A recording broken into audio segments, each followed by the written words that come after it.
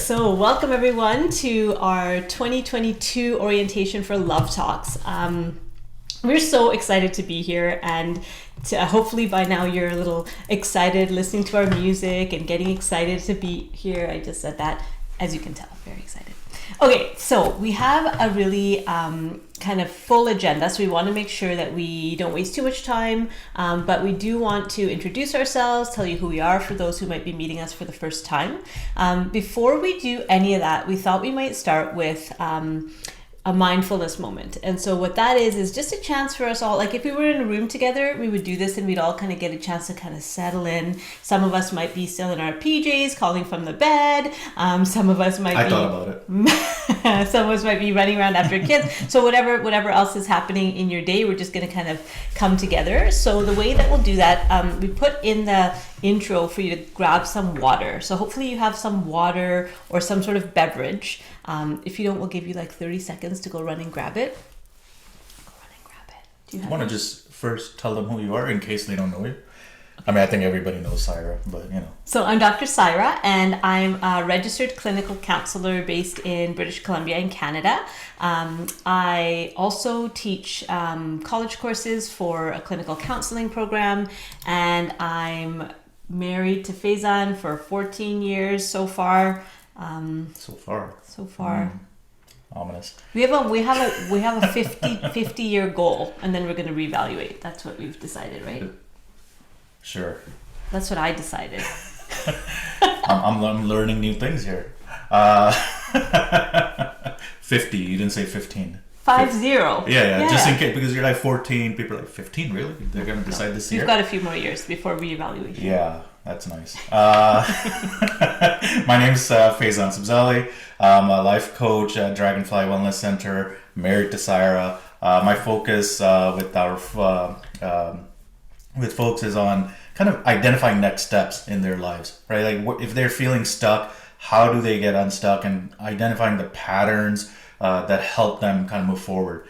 And so this particular course for us is that they're patterns within relationships, right? So we bring our own individual patterns into relationships. And so I'm excited to just obviously share some basic tools, but also learn from each other, right? And building this community as we move forward. So okay, let's do your exercise. Let's do it. So can you do me a favor? As I'm doing it, can you let people in just in case? Yeah. Okay. So grab your vessel. So you might have a glass, you might have a water bottle, whatever you have, just hold on to it. And what we're going to do is what's called a mindfulness moment. And you can do this anywhere at any time, just to kind of bring you back to this present moment. And so the way we do it is first, we're going to use our 5 senses. Okay. So the first thing you do is you look.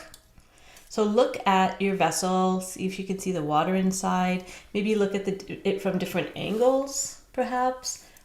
Notice what it looks like like your fingers on the glass or the water bottle or the mug. Just kind of turn it around. Notice any scratches or discoloration. Just really look at it. And especially if you can see the water. See if you can see light reflecting in the water, or what else can you see? You might smell it next. So is there a particular smell of your beverage or the container? Is there sound? Can you make a sound? Does it sound different in different places? What does it feel like? So notice how, is it warm or cold? Is it smooth or rough? All the different parts of it. How does it feel? And now we're going to taste it, but the way we're going to taste it is like super slowly and thoughtfully. So take the vessel and hold it to your bottom lip. Just touch it to your bottom lip and just hold it there for a moment. Notice the pressure, the temperature, and then move it away. Now bring it back to your bottom lip. Is it similar or different than the time you just did? And then tip the vessel into your mouth. So pour the liquid into your mouth, but hold it there. Don't swallow it. So just demonstration. Just hold it in your mouth And just move it around your mouth. And notice if there's a different temperature that it starts turning to. And when it kind of matches the temperature of your mouth, then see if you can swallow it and follow the swallow down as far as you can.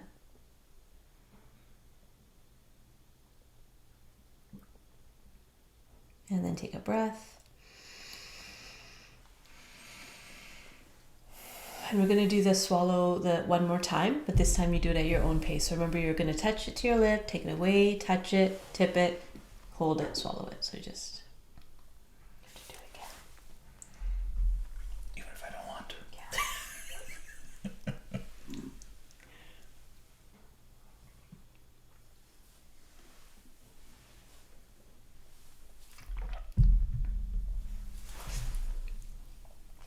So that's our mindfulness moment. And for those who are joining us for our 4-week couples group, there may be times in our workshop when things are feeling a little intense, when you have emotions coming up or things like that are going on. And this is a strategy you can use to just bring yourself back to this moment, get out of your head, back into your body, and continue with whatever it is that we're talking about.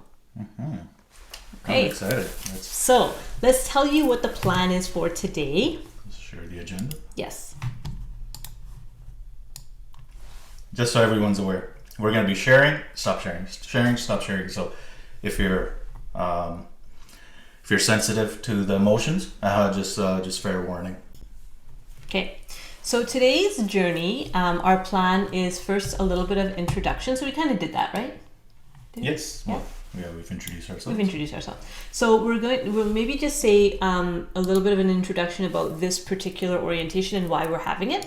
And then we're going to dive into the introductions. Is that okay? You'll see. I know what I was talking about there. There's a real introduction. Yeah. Okay. So then relationship triangle, and that's going to be the bulk of our session today.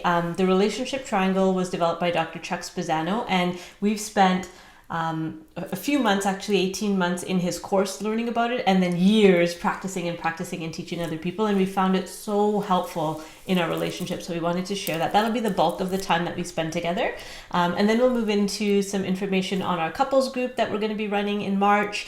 For those who are on the call who are registered, this is a mandatory part of the group, so we'll talk about some of our commitments that we'll be making. Just so we're fair, the relationship triangle was the mandatory part. The advertising. Yeah. That's what. You have to watch it exactly. The relationship triangle part. We hope you stay, but yeah. And then some required commitments. So that's also for those who are running in the group. You have to stay for the commitments part, and then take any questions, and then we'll do a quick closing. Now, questions. The way we love questions. You can stop sharing now. All right. We need a signal phase, like a. Something. Yeah. Okay. So we love questions. So please use the chat to ask questions, to make comments. And while we're introducing ourselves, it'd be great if you feel like it, you can introduce yourself in the chat. So just maybe where you're coming in from and how you know us or how you heard about us. You can type that in the chat. You don't have to, but it's just kind of nice because in a room together, we kind of go around the circle, but we don't have that here today. We'll do that when we get into group. And it's nice if it was in the room, we'd only have a limited capacity of people. I know. Now we can have people from all over the country. And we do have some people joining us from different countries as well. So I think it's great. We're able to do this online, but we do miss that kind of in-person interaction and being able to say, that person. So the chat comes as close as we can get. So use the chat. Yes, please. Okay. So let's do introductions. Okay. Are you ready? That's the next slide. You just made me stop sharing. You have to. Here we're getting some introductions. Great. Okay. So here's the other thing. Because we are recording, and this is going to be on YouTube in a public space, if you'd prefer we don't use your first name when we're reading your comment, then just write your comment directly to us. Instead of writing it to everyone in the meeting, just write it directly to us. And then that way we'll know you don't want your name shared as we're kind of talking. So the first two people who put in your... How about we just don't share... We won't share these two names. Yeah. And then, again, it feels like you're here with us, right? So we like to use your name. But if you don't want that, that's totally fine. And we will just know that with you sending a direct message. Okay, so we have folks joining us in from Ontario this morning, people from Atlanta, newly married with a little puppy. Wait, is my friend on here? Yeah, that's your friend. Yeah, nice. Another friend? Oh, friend from Glenview, Illinois. Welcome. Love it. So good to have you all. So I know we have people from all across Canada and some people coming in from the States and other places. Sim and Amin from Calgary. Julianne and Jeff from Toronto. So good to have you. We've been waiting for you to be part of our group. Somebody's joining from California. Yeah, nice. From California. Welcome. So everyone's phasing saying hi to everyone, and some people are coming in like singles, people who are in relationship or not. This is open for everyone, but the couples group, if you want to join us, is particularly you have to attend with your partner. Someone else says, I'm very glad we're doing this virtually because my partner and I are doing this from different countries. Wow, love it. Right, Shamir and Fatima from Ontario. Welcome, Shamir and Fatima. So yeah, it's so good to have you all here, and we kind of did our introductions. Maybe we can just tell a little bit about our how we met story, and then we'll go into that. That's like what I meant by introductions. How did we meet? We met online. Why did we meet? We met because we were both really miserable and looking for love and praying for a miracle. So we met online before online dating was a thing, like when it was really only for really socially awkward people. That's how we met. And then we actually didn't exchange pictures. We just kind of started talking on MSN chat, and we talked for a few weeks and months until we realized that, something's happening and we need to meet in person. And so then we met in California, spent a week together and decided we needed to get married. And it was happily ever after. No. No? Is it? Wasn't it? Kind of. No. It's not. And that's part of what we want to let you know about in our group. And today is that we're not the perfect couple, and we're coming from our experiences, our perspectives, our lived experiences. And so take everything we say with a little bit of like salt, chili powder, some sumac, like, some oregano, take it with more than salt, because what worked for us isn't going to work for everybody. Some of the things may, and portions and pieces might. So just kind of put it against what you already know. And we're trying to make sure that our goal isn't to make more Sairas and Faisans in the world. The world doesn't need that. One's enough. The world can use more Sairas. Maybe not more Faisans. I don't know about that either. We'll talk offline. But but right, like we're trying to ensure that there are some simple tools that hopefully we can share. This model, the triangle model that we'll share, that can help you become more of you, right? So more Faison shows up in the relationship, not what Faison was brought up thinking and believing.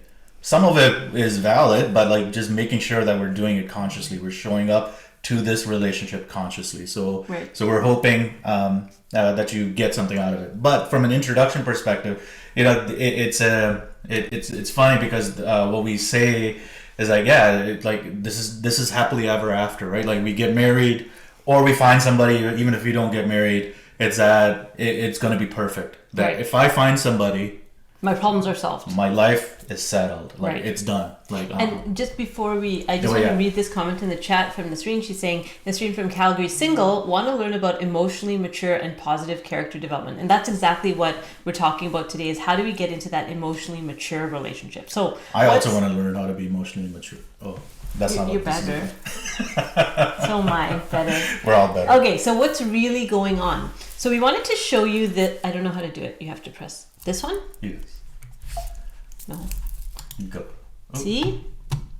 Saira, you broke it. I broke it. Okay, see that's why I don't touch the... Hold on, we'll get it up again. Okay, so... 1 second. We'll share. Is that it? No, wait. So just use the mouse. Okay, just click there. Yeah. Okay, and click there again. Yeah. So let me just share the screen. Okay. Oh, good. So they didn't see all that fumbling. Yeah, they just heard us talk about it. Okay. Share. There, share. Okay. So here we are again. And so the question is, what's really going on? There we go. So This picture, when you look at this picture of this family of four, now we have to give you some context. I'm a Calgarian. I grew up in Calgary, and every year in Calgary there's this thing called the Calgary Stampede, which is a week or 10 days of basically the whole city turns into a cowboy town, and we all have our hat. As you can see, like, we own cowboy hats, and because we're real cowboys. no, we're not. We just dress up as cowboys and eat a lot of pancakes. There's these pancake breakfasts everywhere that are free. They're super early in the morning, but they're pancake breakfast. So this is us at a pancake breakfast during Stampede. That's why we're dressed this way. Yeah, a few months after our daughter was born. Right. Yeah. So when you see this picture, I want you to write in the chat, what do you see when you see this family of four here? What do you see? So someone says adorable. What else? What do you see? Type it in the chat. I see smiles. What else do you see? Perfect nuclear family. Happy family. What else? What do you see? Love and happiness. Right, looks like we're doing well, right? Everyone looks happy. So we're actually not. This was actually a time in our marriage where we were really struggling. We didn't feel connected to each other. Spezzano was working a lot, and I was at home a lot with the baby and the preschooler that I had to figure out. Like, it was just a really, really rough time. Yeah, there were family challenges. There were financial challenges. I remember, like, there was a time for us where finances were going to break us. Yeah. Like, I mean, maybe if it doesn't break our marriage, but it was going to break our life, right? Like, the way we've lived and all, like, we would have had to start over possibly. Right. So I think there was a lot going on, and some, you know, and this day, yeah, there had been a fight. So we were living with my mom and my sister and my brother, and there was like 3 dogs. Like, it was a very, very busy household that we were living in.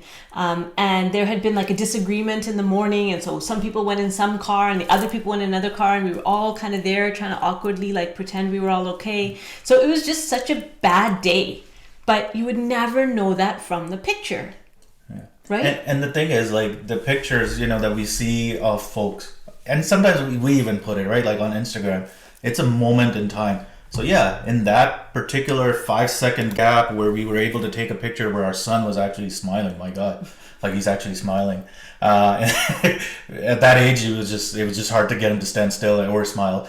But you know, it's like, oh yeah, like we capture these particular moments, and I think for us, it's important to know that there's life beyond what we capture on these devices. Right. There's work that needs to be done here in a relationship that goes beyond a device, that goes beyond just a single moment, right? Yes, there are moments that will possibly kind of help us, propel us forward, but, you know, like, these moments are just a snapshot. Like, they're literally a snapshot. And it could be an outright lie. Yeah. Like, that was an outright lie. We were not a happy, connected. Well, and the thing is, like, the reason we're bringing this up is that we try to model ourselves that, oh, if they're doing okay, why aren't we? Right. Or, yeah, like, you know, maybe we need to change something. Maybe you do, maybe you don't. But it's like, this whole model of comparison gets in the way. Right. You have to push. Okay, I'm going to try this time. Over here. Share screen. Da-da-da. Oh, did you stop sharing? Yes, I did. Oh, you're sharing the wrong stuff now. No, I'm not. Am I? Oh, sorry. It's going to be like this. Now am I sharing the right thing? I'll get her. We'll get there. Okay. Okay. Here's the next picture. So when you see this picture, what do you see? What do you see when you see this picture? Type it in the chat. So Zora said, knowing that you just had that baby, probably lots of drama too. That's a fellow mom right there. She knew about the first picture. There's all this drama. What do you see in this second picture? Type it in the chat.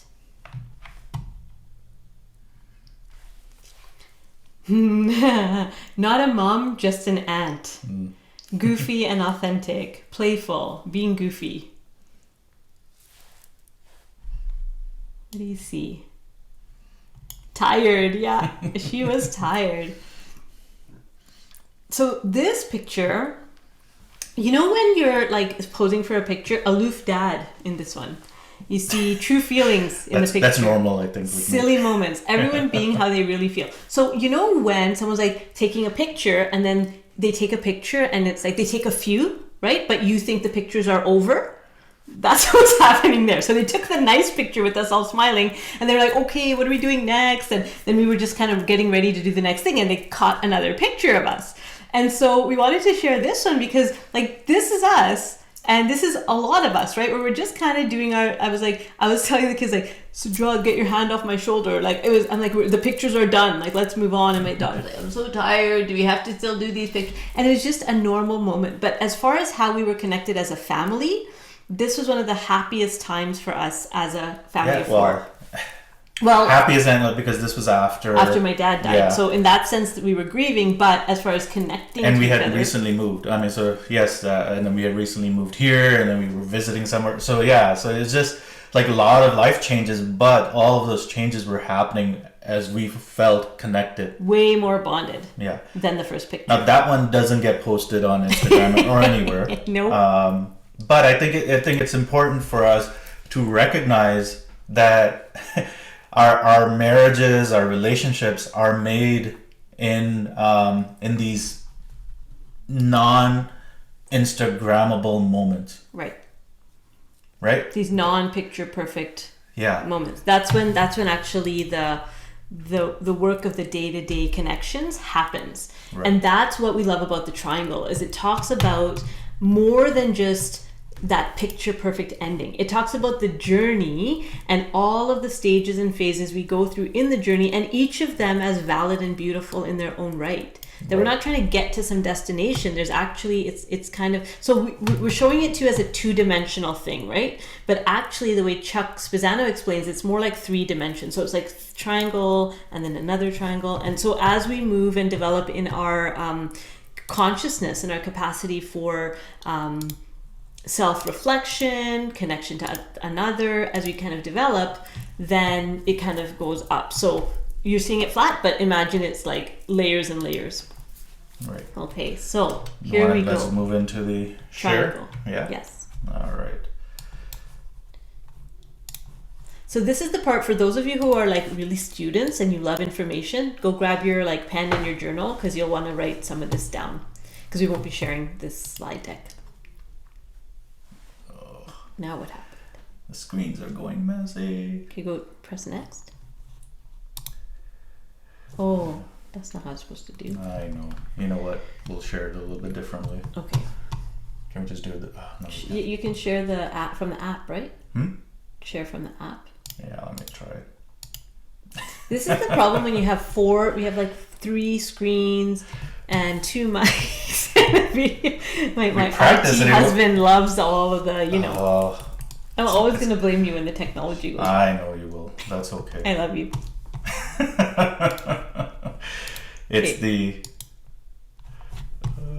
Okay, let's just try if it works. Are you sharing? Yeah. Yeah. And listen, we're not perfect. Clearly. Even though we practiced. And that's where you're learning from. So go. Okay, so we start in the triangle. We start on the dependent side of the triangle. So dependence is where the other person, has the power. You want to talk about this a little bit? So this is so the model that we're sharing, first of all, by Dr. Chuck Spezzano, is going to be a simplistic view of the triangle. I pulled the triangle. I know they can't see it. I know they might be able to. It's if you can see me, it's very detailed, and there's something that I was reviewing it again and was like, wow, oh yeah, I missed this part about how we interact with each other. So one of the things in the dependent section is that someone wins and someone loses. Or maybe both people lose. Usually they win and I lose. Yeah, or we both lose, right? But it's never fair, or it doesn't seem fair. And this is this particular model. It's a relationship model yes, we're talking in the sense of an intimate relationship, but this model works with any relationship. So any kind of immediate family, work, right? Your relationships at work and with an authority figure, however we want to look at it. This is kind of where we all start, right? Like, so as children, when we come into this world, we're dependent on the adults around us just to survive, right? So that's kind of where this particular model is starting from. So the first part of the first experience that we have in relationship is the experience of having needs.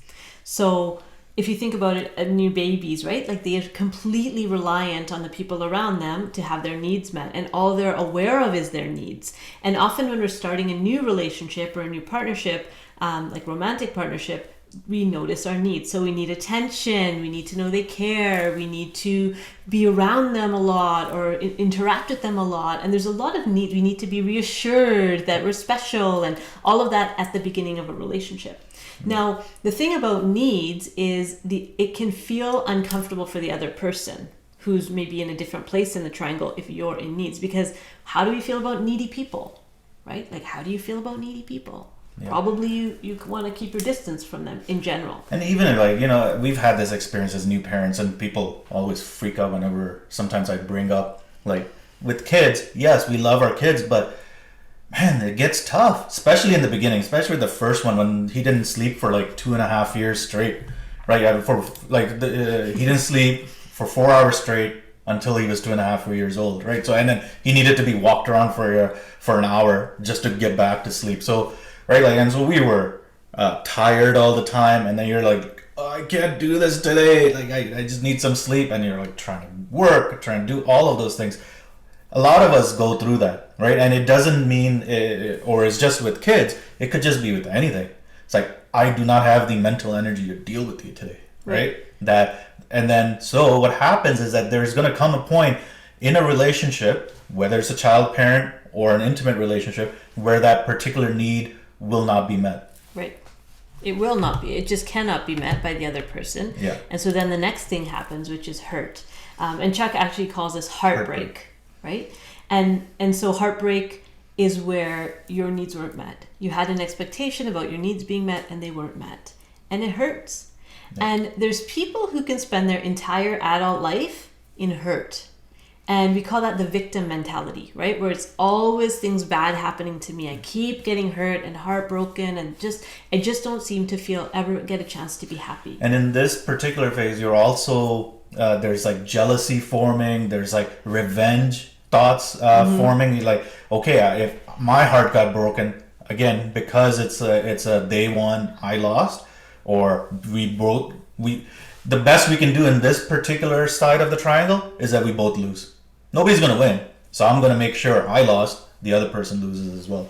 And there's also possessiveness that can happen here. This is where you might feel a sense of betrayal. So it's an uncomfortable place to be, and most of us don't like spending much time here, but it's important that we acknowledge when we've been hurt. See, that's the other thing about the triangle, is we can't skip over these. These are actually really important developmentally in a relationship, that you have to be able to express your needs, right? Otherwise, how are you going to get them met? You have to be able to acknowledge and express hurt. But if we haven't kind of emotionally matured through these individually, it's very hard. We can get stuck in some of these places. Yeah. Oh, about questions. So what we're going to do is we're going to complete each side. So we'll do one side and then we'll stop for questions, and then we'll do the next side, and that way we can make But if you want to type your questions, go ahead. But we'll address them at the end of the side. Yeah. So yeah, feel free as we're talking, if questions come, type them in, and then we'll get to them right when we're done one side. Okay. So the next thing that comes after hurt is judgment.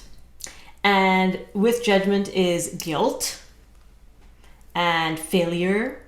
And basically what happens is I say, wait a minute. I'm not wrong. Everyone else is wrong. That's it. And so finally you're like, oh, I know what the problem is. You're the problem. If you just change, everything would be better, right? And so we become very judgmental. And the challenge with this is, what we've learned is we can't change other people, right? So we can want someone else to change, but we can't do it. We can't force them.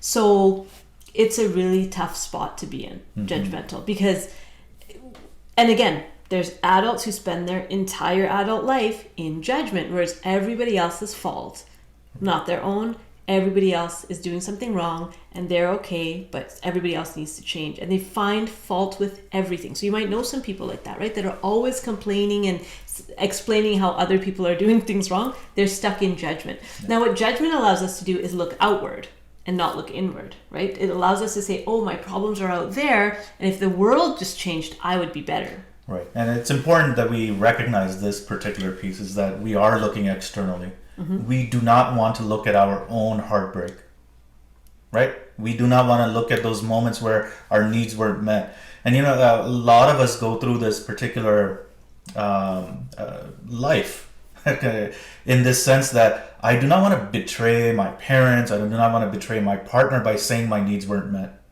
And it could be something simple, right? Like a lot of us say, oh yeah, my life compared to that has been great, right? Compared to somebody else, it's been a wonderful life.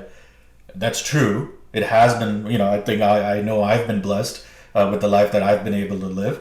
But, those needs, when those needs go unaddressed, or at least I don't look at it, and I have these unconscious behaviors that just I just automatically act like something. I automatically judge. And I've spent a lot of time in this judgment phase, right? Trying to figure out who's right and who's wrong. There's got to be a right way. There's a right way to be in a marriage. There's a right way for a wife to be and a husband to be, right? Like we kind of get into this right and wrong places of our lives because we don't want to address something what seems like minor to an adult mind, but to a child, when those those hurts happened or the needs weren't met, they don't know what's big or what's not. So for those who are interested in this as a developmental model, hurt happens around age 6, where we start getting disappointed, where we feel like our needs are met. That's usually when we're entering into the world of maybe school or getting away from our kind of nuclear or our home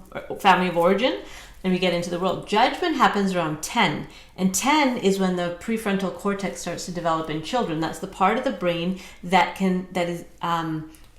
that's basically the captain of the ship, that makes the decisions, that knows right from wrong, that understands morality, understands social interaction.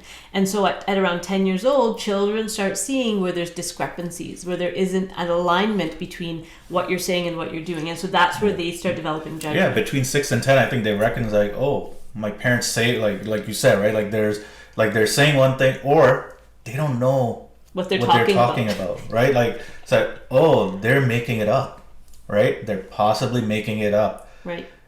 And I know. Which is true. Yeah. Aren't we making it? For those of you who are parents out there, I'm sure you can agree that most of the time. I know I'm making it up because I've never raised a 13-year-old. My son's almost 13 now. But I've never raised a 13. I'm just learning how to raise a 12-year-old, and he's going to turn 13 soon. So it's like, I don't know. Right? Yes, other people give us ideas and we learn from each other.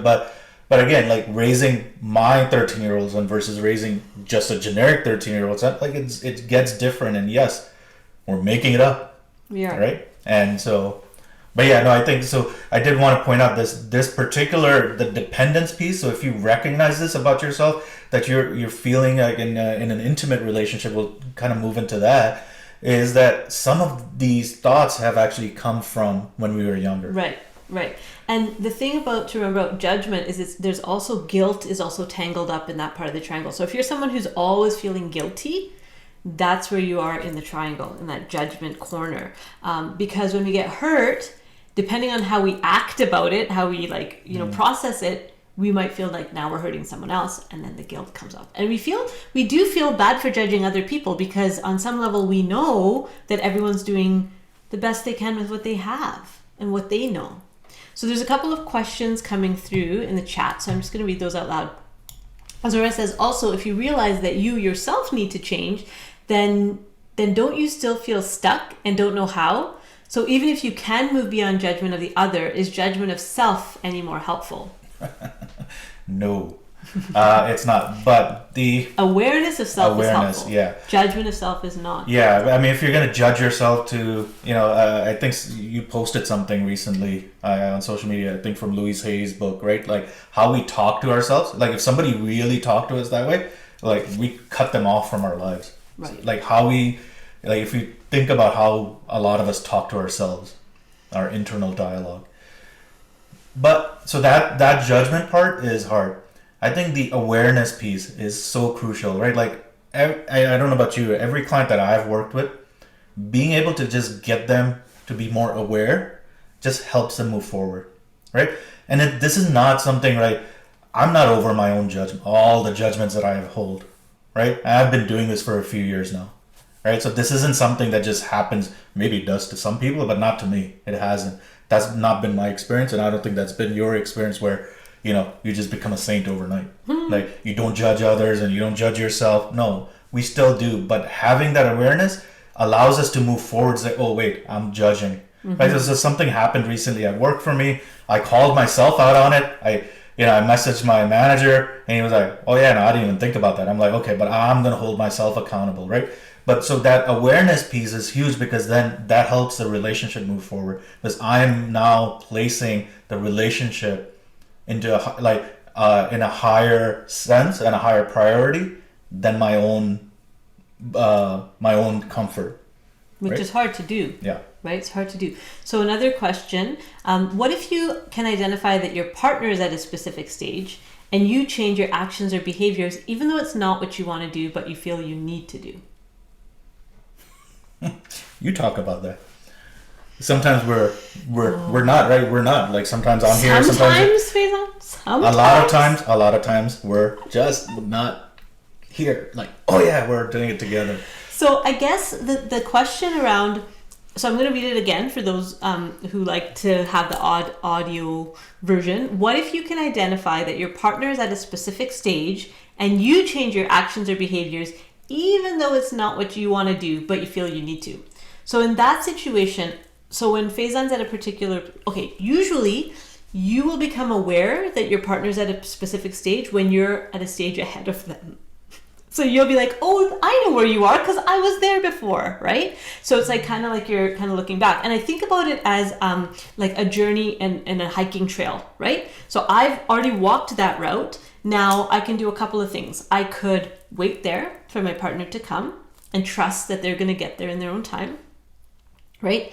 I could wait there grumpily and be irritated and be tapping my foot and like just getting annoyed. I could go back and pull them, or I could go back and walk with them, right? Now, when I go back and walk with them, what I'm doing is I'm saying the relationship evolving is more important than me moving forward in my life and development. Not every partner is going to be willing to come with you though. So sometimes you will just have to wait for them to kind of catch up. So in our relationship, like, there's times when we're going through whatever and I'm seeing, and I'm sure you do this too, where you like this is about, he's just in this independent, like, we just had that recently, right? Like you were bringing something up and I just had to keep my mouth shut because it wasn't because otherwise I'd be pulling you right to forcing. or forcing you. This morning you mean? No, not this morning. I don't know when it was now, but like I'd be pulling you to see, like, look, you can see the view from here. Look at the view of the lake. If you just come, like, but I'd be pulling you. And I'm like, it's really cold in the valley. I'm stuck in the valley, and it's taking me longer to get through the valley than it took him, right? So, but when I say, okay, you know what? He's in this place that's maybe behind me. Not that we can really measure like that, but on this model. And that's the other judgment that we need to look at, right? Like, why am I judging somebody else behind me? Yeah. But whatever, they're in this place. That's a separate comment. And so then I want to ask myself, what could I do? What would be the most supportive thing I could do for my partner? And even if I don't want to, there's a lot of things we do in marriage and in parenting that we don't want to.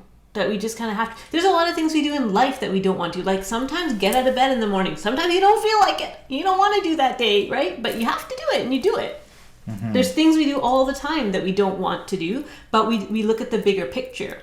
And so if our partner is in a particular place and we've made some adjustments to support them, then we say, I chose to do that because I choose supporting them right now. So whenever we feel like we have to do something or we should do something, that's when we get upset. Because none of us likes being told what to do, right? And again, this particular section about judgment on the triangle, I know I've had to look at it because that's where I'm going into a sacrifice mode. That have to, like, I mean, and so for those of you who've joined us on Monday Musings, it's like a free thing we do every Monday for an hour. We've talked about this. Is this sacrifice piece? Is that I should be doing something, right? I should be helping my partner. Should be doing something else, kind of in life. Like I should be raising my kid. I should be running around, getting my kids to 15 different activities in a day. Should, right? All the different shoulds. I should be cleaning the house. I should be making money. I should, whatever. All the shoulds kind of get us into this sacrifice mode, and which also then brings up resentments and all of the judgments that come along with it, because the other person again is not doing anything about it. Right. Right? I feel like At we're least doing everything because these things should be done. Right. Now, when we shift our language and our thinking to I'm deciding to or I'm choosing to, suddenly it changes. It's like, okay, I'm choosing to clean my house, but maybe I can choose to clean my house with a little bit of a lower standard than I've had for all of these years. Maybe the baseboard dust is okay. Maybe it's okay. Right? So we have guests this weekend, and so usually we have a cleaner that comes every couple of weeks and does the big job because I finally said, I'm getting a cleaner. I don't want to do this anymore. So we have this cleaner, and the cleaner got COVID. Jeez, so they didn't come, and I had guests coming. So I had to make a decision. I had to decide, okay, do I spend Friday from top to bottom doing all the stuff that needs to get cleaned, or do I do it what my mom calls upper, say, like on top, like just the basic top stuff that they will see? I can just do that, right? And so I did that. I cleaned the guest bathroom, didn't clean our bathroom, right? And I just did it like that because I decided that what I want to be doing today is relaxing and enjoying my kids and playing and doing the things that I promised instead of cleaning the toilets. Like, I just don't want to do that. So I'm choosing not to do that. And you know what? It's okay. Our guests haven't said anything so far, and hopefully they don't try to use our master bed bathroom and use some other bathroom, right? Lock that door. No. And yeah, no, I think that's the thing, right? And it's like how we want it. Again, this whole thing about dependence is I need them to be doing something. Right. Right? So in a relationship, in an intimate relationship, that's how it shows up. Is that I am dependent on them doing it for me or doing it a certain way that I like it done. Right. Exactly. So question, I feel that when we get to judgment and hurt each other because we don't talk about, I feel that when we get to judgment and hurt each other because we don't talk about hurts as they happen, kind of goes back and forth. Right. Yeah. So you can have these hurts and nobody says anything. And then in judgment, that's when it comes out that you were even hurt. We don't even it's like time later, like, oh, and last week you didn't even blah, blah, blah. And the person's like, oh, what? That was the thing? Yeah. Right? And so you're right that when we don't actually complete the phase and just try to kind of move forward. One of the things I know in the group and the session we'll talk about is fight, right? Fair fighting rules and all of those things. Mm-hmm. But what I've learned, and I know what we used to do, is that we never finished our fights. Right. Right? So the fights would finish by either somebody just saying, okay, whatever, F this. I'm over it. I don't want to talk about this anymore. Yeah, I don't want to talk about it. I give up. You're right. Whatever, move on. Or we're like somebody gives up and just plays the victim at that point, right? Like yeah, I guess I'll have to be the one doing it, right? Or I'll be the bigger person and just get right. But they're not really forgiving. No, they're not forgiving. And then so what happens is those hurts kind of right. It's like we're building a skyscraper with Lego pieces, which are kind of mismatched, right? They might last. It might be okay. The structure might be okay. There's no grounding, right? There's no foundation, and it's like, okay, now I'm gonna move into this building, and it's gonna fall apart one day because we've been building on all of those cracks along the way. Yeah. Right. And so I think it's important that we finish fights, right? And there's a whole how we finish and what we talk about, what we don't talk about, right? Like all of those things will happen, but a lot of these judgments. We'll talk about that for those who are coming to the couples group. Yeah. There's a whole section on fight. Yeah. But I just wanted to kind of mention that it's like we actually don't ever finish fights. A lot of us, and we haven't been taught how to fight. right? We've been taught how to maybe get disappointed, angry, hurt, upset. Yeah, Saira and I can pretend we never fight, but we do, right? And it's like we need to kind of move forward, right? So, yeah. So, and one more comment. Worse is when we think my partner should be doing this or that. Yeah. Right. So, like, kind of planning the other person's life for them and deciding that you know what's better for them. Right. They don't. Do I do this one? That's up there. This one? Yes. Okay. Share.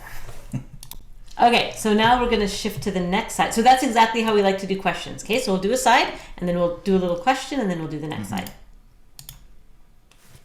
Oh, I pressed the wrong button You did. again.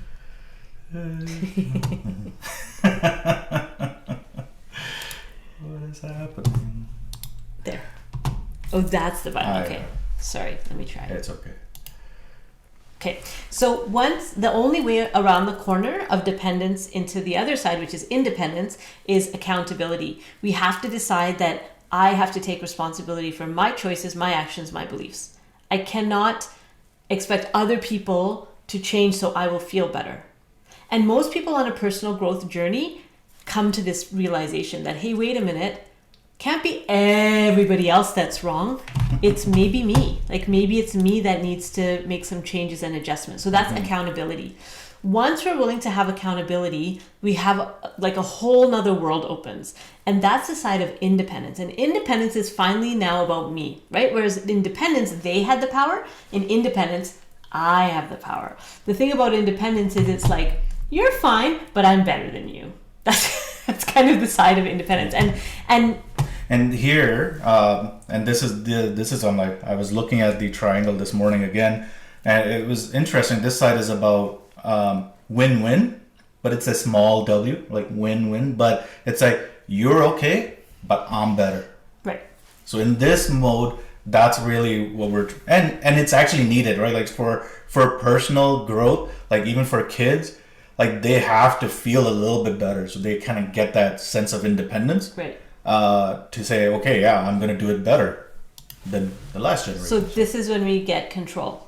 This is where we finally learn about boundaries. We learn about stating drawing our line in the sand, saying like, I'm getting my life back in control. I'm taking back my control from all these other people who I thought were in charge of me, for example. So this, and from a developmental perspective, this happens during just before the teenage, like around the teenage, early teen years, where kids start getting control. And in a relationship too, it's like where you stop blaming the other person and you decide to come for counseling or come to a workshop or read a book or, attend a seminar or listen to a motivational talk or whatever, to say, I'm not waiting for them to change. I'm going to do something. I'm going to get the control back.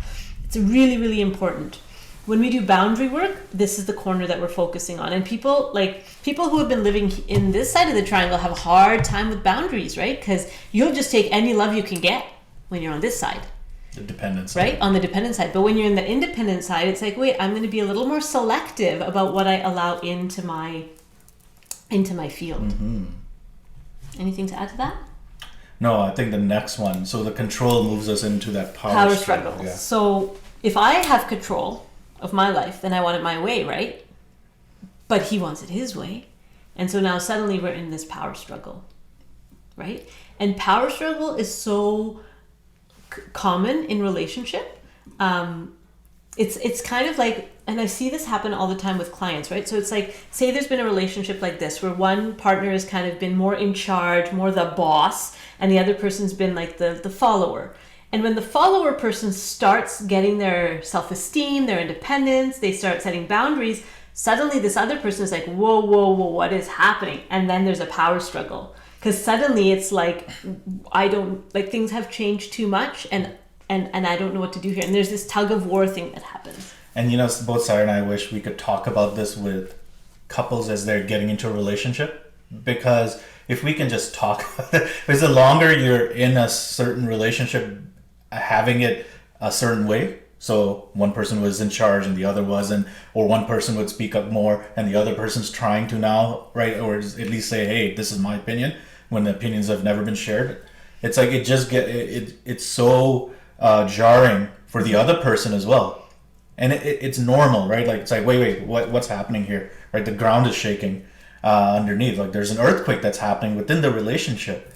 And this is where a lot of relationships just come and stay here. For the rest of their relationship, right? This is that bickering, right? The back and forth, the tit for tat, the I did this so you should be doing that. It's 50-50, and like that's where all of this, and power struggle is the fights. Like that's when we're fighting with each other.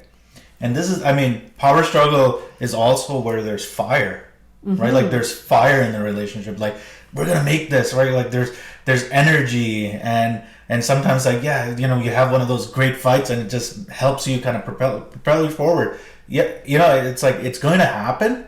It's that the problem is like if you're just always in it, it's like you're in like, yeah, if the fireplace is great, but if the fire is now spreading into the house, it's going to burn the house down. Right? So that's the problem, is that yes, it's needed. It's needed to heat up the relationship once in a while. But, you know, it doesn't need to be a out of control forest fire. Right. And then there's the next part of the triangle. Now this part that's coming, and we share this a lot when we teach the triangle, is for us, this is what saved our marriage. Because we didn't know this was normal. So when we started doing this triangle, we were in this zone. And we were like, what is happening? So the zone on the corner here is the dead zone. So the dead zone is where you just kind of stop caring. Like your friends, things are okay, but there isn't passion, there isn't excitement. It's just kind of blah.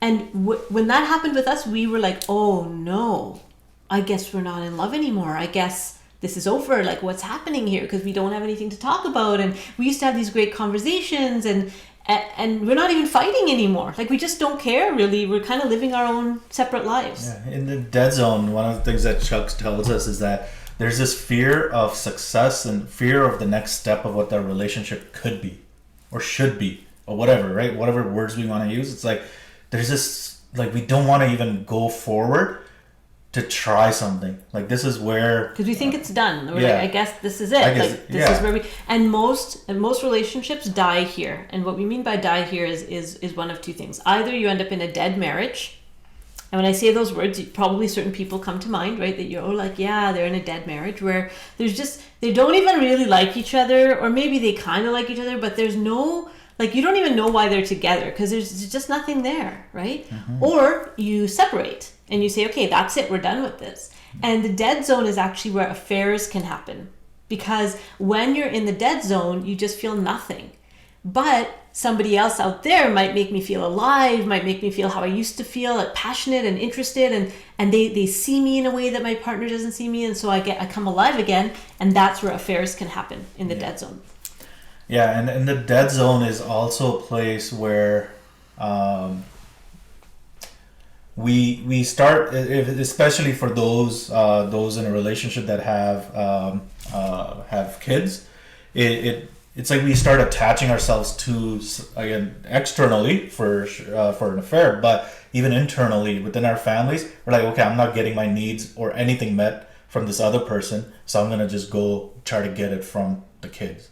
Right. Like, so that's where some of this fusion, I mean, again, let's forget these words, the psychological terms don't matter, but that's where some of these patterns start showing up within relationships. We're like as well. over bonded with our children because we're not really getting our love needs met with our partner. And someone's adding friends, right? Yeah, you might have like a friend that you feel closer to, that you'd rather confide in than your partner. Yeah. And that's and the challenge, and the challenge is, right, like with kids or even with friends, right, like we're gonna move into different stages of life where we won't be able to share these intimate details at some point, right? Like our kids will have to go get their own life and go get their own partner possibly, right? Like they're gonna have to figure that out at some point, and so they won't be there for me, and now it's like, oh, now who's here for me? So it's like the cycle keeps on repeating, repeating, because now it's like, now I'm in a dead zone with that relationship as well.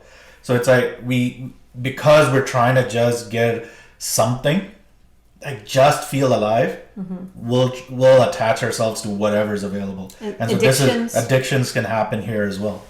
Right. Burnout. This is so from a different perspective. If you're thinking about it from you use the triangle in a work perspective, for example, right? You'll go through these stages and then we reach burnout in our professions, in our careers, where we're just kind of in the dead zone. We don't really care anymore. Then we think, okay, am I in the wrong career? Do I need to rethink this? Do I need to... But there's a way through. That's the thing that's exciting for us, is that there's a way through. So a couple questions coming through. This is a good time to ask questions as we complete this side. So Prince and Paman are asking, can you be in and out of the same phases in the triangle multiple times? Oh, yeah. Yes, absolutely. So within a day, we can be in different places in the triangle. Now, for those of us who are not kind of going through this personal like accountability and development work within ourselves, you can spend a lot of days within each of these, or months or years in each of these sides or phases, right? Like you could be in hurt for a long time. Now, when you bring that awareness, I find that I'm able to move a lot faster. Doesn't mean I don't get into the dead zone. Doesn't mean we don't get in, like in the relationship, we don't go into power struggle, or I try not to control, or she doesn't try to control needs and hurts and all of those places, right? And the other side that we'll talk about is that it's just that I know I'm doing it. I'm aware of it. I know something's happening. And so I'm able to move through it faster. And that thing about the multiple, you might be in one place in the relationship with your partner as far as finances, but a different place as far as your sexual intimacy side, right? So your intimacy wise, you might be in the dead zone, but in finances, you might be in power struggle, right. Or in the way that you parent, you might be in hurt, right? So you can be in different spaces in different themes or topics as well. But again, and so the purpose is that, okay, I know this now. So if I know I'm in power struggle about finances, what do I need to do to move through? And we'll talk about how you move through the triangle after we finish this set of questions for independence, right? Yeah. Okay, so a couple of questions here. So here's a question. So that thing about confiding in other people, right? So, or colleagues, the work partner, they say work wife or work husband. So when you end up talking to them about the intimate issues, it can cause more issues. I see this all the time, right? Where I'm not able to maybe have conversations here, and so I have a conversation with another man about what's happening here, and he might be giving me advice and recommendations, and it's actually really helpful, but it can split my loyalty sometimes, or it might be confusing of like, well, this person seems to understand me way more than this person. Maybe this is the person I should be with. He's my work husband. I hear this all the time, right? And then you're like, where's the line? And what's an emotional affair? And all of that happens. And so it can be really, that's dead zone. You're in dead zone if you're attracted to a work wife or a work husband. And what Chuck would say is to bring all of that energy back, right? Everything that you're giving here, start giving it here. And you'll find that things will change. Yeah, and this is, the heart, I know what we're going to talk about next, kind of want to kind of get us through it. It's really hard to do it here.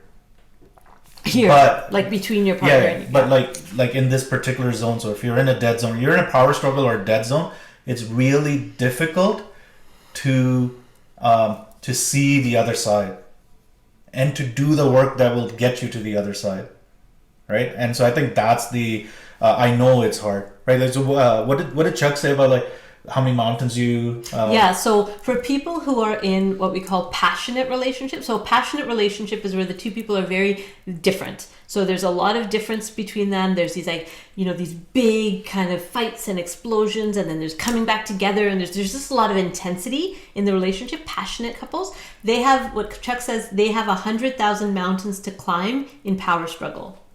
Okay, for couples who are more similar to each other, similar values, kind of like a lower, don't really have that like big, it's like the slow, steady couples like us, 100,000 mountains to climb in the dead zone. Like that's our, like we keep coming back to dead zone. Like two ships passing in the night. Yeah. Nothing is wrong with either of us. We just don't connect. Yeah, and we know we keep on ending up in dead zone. We don't last in the dead zone that long. Right. We catch ourselves. So either Saira will notice it or I'll notice it, and we'll talk about it right away. Right? Like that's our way of just okay, or we'll go get help. whatever is needed, like we'll figure it out, and we're like, okay, we're stuck here again, right? Yeah. It's that hole that we just keep on falling in. We know there's a pothole there, but at a different level of awareness. Level, yeah. So where we would have in the past spent like 9 months in the dead zone, now we'll spend maybe 4 or 5 days in the dead zone, right? And then one of us will catch it like, hey, wait a minute, we're passing each other. What's happening? Yeah. Here? And now before it used to be like, okay, it's going to be a lot of work. Yeah. Like it's going to take like, we'd have to go to counseling. Yeah. We'd have to go do a workshop. For 18 months, go learn about this stuff and help This is what it looks like, by the way. Yeah, this is what it actually looks like. Yeah. So it's a lot more, there's a lot more going on. We're just trying to simplify. Yeah, so we're like, okay, we'll go get that help. Now, what it takes is, okay, let's go for a walk. Yeah, that's all it takes. Let's go for a 20-minute walk, and by the time we're back, just going to the lake and coming back, or just we're okay. Let me put my feet on your lap while we're watching TV. Yeah. And suddenly we're through the dead zone. Like it's just, it's very little things now. We know kind of what our things are to break through. Yeah. But again, that I wanted to let you know about. This is a really interesting question that's coming up. A couple people. Okay. So Noreen's asking, what happens when someone is in depression, but the other person is madly in love with that person? What are the effects? Faizan?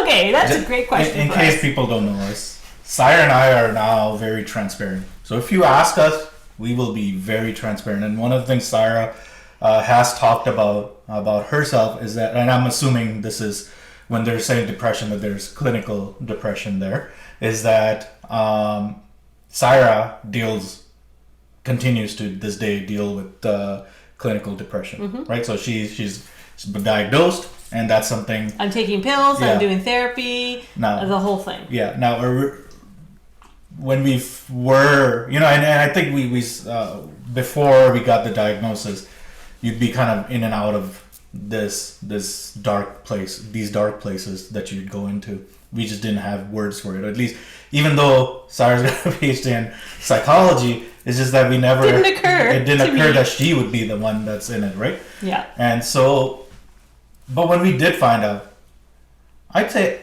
I was a horrible person about it, because it's like, come on, these are the 5 things you need to do, right? And say, okay, if you do these, you won't feel that way. I don't know how it feels to be clinically depressed. I don't go through it myself. I was just trying to be the person to solve this depression for her. So Saira came up with this insight today about how she wants to, move forward with her experience with depression. And I jokingly gave her a side eye, like, really? Yeah, so I say the but it was a joke. I was like eating, I'm like, what I think I need to do is blah, blah, blah. And Faizan looks at me like, I told you that 6 years ago. Like, he gave me the look. And I was like, don't give me that eye. I had to get there on my own. Today was a joke. That's the point that I wanted to get to, is that as much as I wanted to fix her, right? And help. You wanted to help. No, right? I wanted to fix. I wanted to fix, right? And that, see, we say it's help, and a lot of us, when we're in a relationship, we're saying we're helping, but really what we want to do is fix the other person. Right. And we cannot fix anybody. I can't even fix myself, right? I can't. Like, I'm trying. There's things in my life that I'm trying to fix and trying to get ahead of, and I'm having a hard time. And here we are, because I don't want to look at that, let me see if I can fix the other person. Right. And a lot of us want to do that. Now, as much as I love Saira, I want her to have days without where she's not dealing with depression, right? Because it's an everyday battle for her. She's like, and I know, like, she talks about it with me, so I know kind of what's happening. So I know it's an everyday battle, and that's okay. That it's really, really difficult. But it's something we all have to do, is not step in the way of that healing.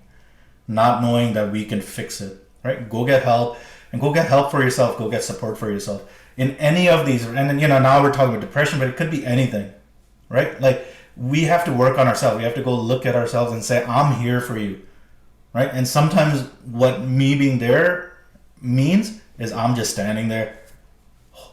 If she needs to fall, I can help her get up. That's it. That's all I can do. The metaphor that I gave Faizan to hold on to when I was like really in my dark place was, I said, like, you're the lighthouse, right? There's a storm. I'm in a ship. I'm drowning. Just stay in the lighthouse. Just shine the light.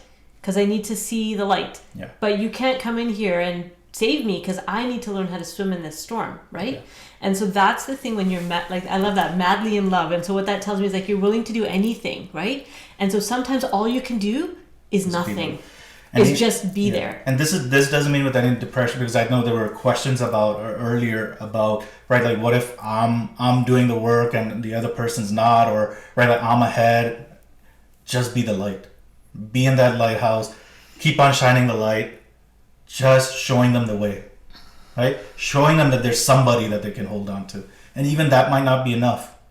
And you might not be enough. You might not right. be the one who they need. They might need a therapist. They might need, I mean, in the context of depression, right? But so I think the fact that they're madly in love, what that would tell me is like that I'm committed for the long term, and I'm going to help this person through this, whatever it is, depression. It could be diabetes. It could be another health condition that's not a mental health condition, right? You'd probably hopefully support your partner through any condition or situation. And so the best thing to do is ask your partner, how can I support you? And then really listen to what they say. How can I support you? Yeah. And they might say, there's nothing you can do. And say, well, if you think of anything, let me know. Yeah. And if I think there's a follow-up, like if the other person doesn't care about it, that's okay. Like, again, you do the work and you be the light. They might not even admit that there's a problem. Right. Like, you might look at them and say, oh my goodness, there's this problem that they need to deal with. And they might not see it or want to see it or care. Can you love them anyway? Yeah. Can you love them through that without having to change them? So there's some interesting questions. Yeah. Okay, so if you are ahead in the triangle than your partner, are you supposed to wait for your partner to grow until they're in the same place as you? This seems so frustrating. It is very frustrating, ladies and gentlemen. Waiting for years and years and years. I know you're talking about me, but can we talk about you a little bit as well? Waiting for years. Yeah, okay, that's fair. Can we talk There's about some that? things you've been waiting for years. Yeah, okay, that's true. But yes, it is frustrating. So what I did when I felt like I was waiting for him to catch up was I shifted and looked at, why do I need him to be a certain way? Can I love him? Can we hold on to that question, because the bottom Okay. bottom of the triangle I We'll think help with answers that. that question. That's Yeah. a good question. Yeah. Okay, yeah. So yes, it's frustrating, but we'll tell you maybe what to do with that frustration. Okay, here's a couple of comments. In the hour before this session, I went through both sides of the triangle with a loved one. I'm happy that by doing my personal growth work, I was able to move quickly and not get stuck. Beautiful. Okay, a couple people need to leave early. Yeah. Nice to have you. You can catch the rest on the replay. Okay, so let's move to the bottom. I'm going to do it right, okay? Look, this and then this. Hopefully. I think something's going on And with the then screen. this, and then Share first. share, Share first, yeah. and then... And then click. Yeah! There you go. Okay, so... the third side of the triangle... Little things, right? Little things. Third side of the triangle is interdependence. So when we are willing to get around the corner... Okay, before I tell you that, I want to talk to you about how do you get through, right? How do you get through dependence and how do you get through independence? Like if you're at needs, how do you get to hurt? Not that you really want to get to hurt, but you want to move through the triangle. Independence, you have to think of it like a mountain. You're climbing a mountain. What are the things that it takes to climb a mountain? Grit, hard work, trying again, not giving up. Keep going, keep going, keep going, keep going. Just keep trying. Just keep swimming. That's how you get And, you know, up. somebody had asked this questions. It's like judging myself, right? Like, so I want to give up judgment of others by judging myself, and that will happen, right? Like you will fall, right? The idea is to be able to get up and say, okay, I know I keep there was going. this hurt. I'm still hurt. I'm still feeling the hurt. The hurt, it's not going to go away. I don't think it goes away. Right, but it's to be able to say, I am going to get past it. I am not going to let this be the thing that holds me back. So so this side of the triangle, the dependent side of the triangle, the way to get through to the next stage is you just keep going, you just keep trying, you keep pushing, you move on. Now, the independent side of the triangle is more like a ski hill. So for those of you who are skiers, what you know about skiing is you have to kind of let go. If you hold on, if you get too tense, you're going to fall. right? You have to kind of let your body flow with the mountain as you're going down the hill. So as you're moving through independence is about letting go, letting go, letting go. Stop trying to control, stop trying to be in charge, stop trying to make the river go the way you want it to. Just let go, let go, let go. That's the way through. And I mean, when we're in independence, we don't want to do that. We want to hold on and make it all our way, right? But that's how we get through. And the corner here to get, so remember here, from a judgment to control, we needed accountability, which is uncomfortable because you don't want to say, oh, well, yeah, I have something to do with it when you've gotten really used to judging other people. Well, what's needed in this corner to get around is commitment, which is the last thing you want to do when you're in the dead zone, right? You want to walk away when you're in the dead zone.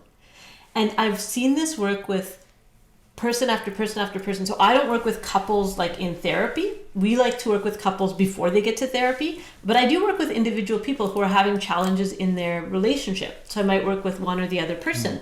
And when I introduce this idea of commitment, they're always like, what? What do you mean commit? And so I challenge them to say, can you turn back to your partner 100% and just show up as your best self? Just commit to that. Just commit to being your best self around them and see what happens. And what happens is one of two things. Either the relationship kind of just naturally fizzles out and both people become really aware that, oh, this is it. Like, we're done our relationship together. Peacefully. Peacefully. There's not a lot of drama. It's just it's very clear to both people that it's done. The other thing that happens, which happens a lot more of the time, the majority of the time, is that the couple goes to the next level of intimacy and healing and connection and leadership, actually. So on some level, I was actually just talking about with my mom about this yesterday, right? On some level, we're afraid to step into leadership, and so we create a problem, and so we get stuck in the problem. Instead of taking that step and really committing and moving to the next part of our journey. So this happens individually, this happens within the relationship as well. So when we're ready to do that, when we're ready to commit, really commit to the relationship, and what you're doing is you're committing to the truth. You're committing to being the best version of yourself, and I commit to the truth of this relationship. And if the truth is we're not supposed to be together, then I humbly accept that truth. But I'm telling you, I've seen that happen very, very small handful of cases. Most of the time, it's that we go to the next level. And it's almost like we're more afraid of closeness than we are of ending it on some level. Because if we get closer, there's more chances that we're going to feel hurt. And there's more to lose, right? There's more to lose. And it's hard here because, and we've talked about this, like we've recently talked about our own mortality, right? So one of us is going to die first. Right? Like somebody's, right? Like it's going to happen. So it's like that, like why do I want to get close if I'm going to lose this? That's a fear a lot of us have, and it's an unspoken fear. It's an unthought of fear. We're not even aware that we have this fear because we've lost so much. Mm-hmm. And so this relationship means so much that I will now hurt it on purpose rather than lose it because I got too close. Right. And so that's what the dead zone is preventing us. Right? That's actually, dead zone is helping us not face that fear. And the problem is when we don't face that fear, we're actually not moving forward.